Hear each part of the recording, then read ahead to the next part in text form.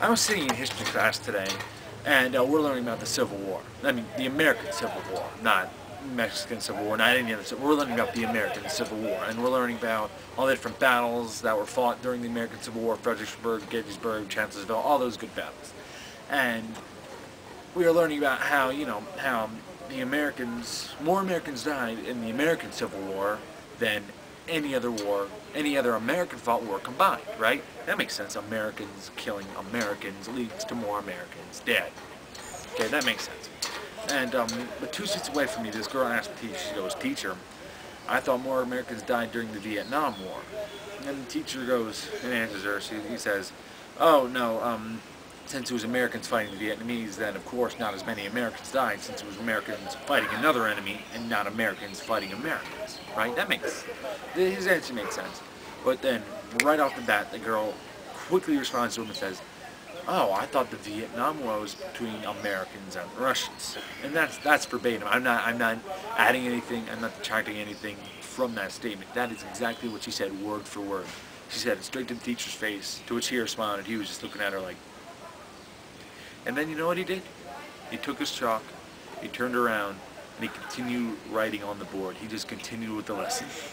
Of course, there's a few snickers from the kids in the class. They were all, "Oh, you're so silly," and they just continued on the lesson. I didn't. I sat there in my seat and I was thinking, why would she think that? How much ignorance can one person possess to think that? She must lack all mental capability. Really, I mean, that much ignorance stemming from one statement.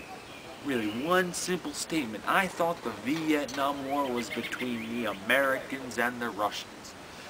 Who taught her that? I have no idea. Why did she think that? No idea. But that's ignorance right there. That is pure, straight up ignorance. That even someone with common sense, with pure common sense, could figure out, even if they knew nothing about the Vietnam War, nothing, they did not know a single thing about the Vietnam War, they could at least assume, hey, the Vietnam War, there's a war in Vietnam. They might not know the specifics, right? But there's nothing about Russia in there. I mean, there's something about America in there either, but if it's an American war, the Vietnam War against Vietnamese, right? She didn't know that.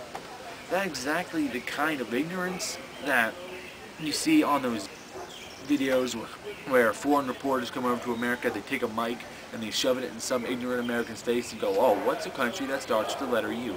And the Americans, acting stupid as ever, answer, "Oh, Yugoslavia." Why would they answer that?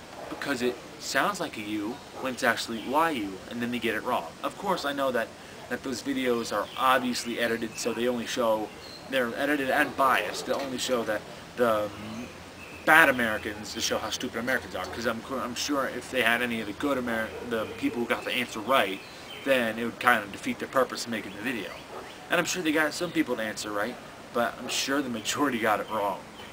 I mean, even if they did show the people who got it right, how many people do you think there are? Not that many. I wouldn't think so. I mean, if I'm sitting 2 feet away from a girl who said that the Vietnam War was between America and Russia, how many people do you think, how many other people in the class saw that as well? I mean, really, yeah, they laughed at her, but were they secretly thinking, "Wow, I thought that too"? Maybe they weren't. Probably not. Maybe they were. Who knows?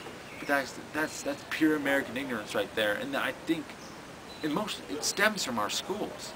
The teachers are teaching us fact. They're not teaching us how to think. The Union won the Battle of Gettysburg.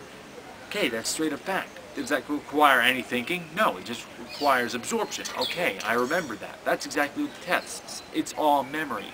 You don't have, there's basically no critical thinking unless you're in a higher place course. Last year I was in all honors courses. All critical thinking. But what about everybody in the lower courses, right? No, there's no critical thinking. So basically, only the smart people get to move up. And there's not even that many smart people. There's what, like 10 kids in an honors class? There's what, 25 in a regular class? Look at that ratio. 10 smart kids for every 35 kids. 10 out of 35 kids are intelligent.